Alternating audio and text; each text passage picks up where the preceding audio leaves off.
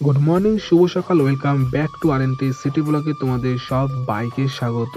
So guys, আজকের যে বিষয়ে কথা বলতে চলেছি, তোমরা জানো এখন চলছে আরপিএফ এর এক্সাম।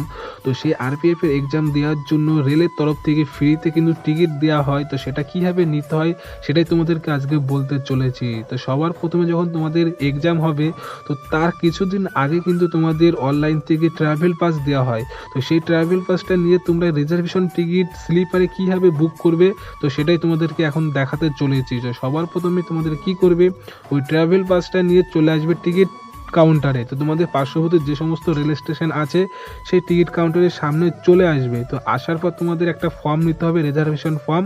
তো সেটা ফিল আপ করার পর আর ওই যে ট্রাভেল পাসটা যে নাম্বারটা আছে সেই নাম্বারটা দেওয়ার পর তোমাদেরকে লাইনে দাঁড়াতে হবে। তো যদি লাইন পড়ে, আর তোমরা সকাল সকাল আসলে কিন্তু কোনো লাইন থাকবে না। তো দেখতে পাচ্ছ আমার সামনে লাইন চলে এসছে। তো এই লাইনে দাঁড়ানোর পরে তোমাদের যে ফর্মটা ছিল সেটা তোমরা দিয়ে দেবে।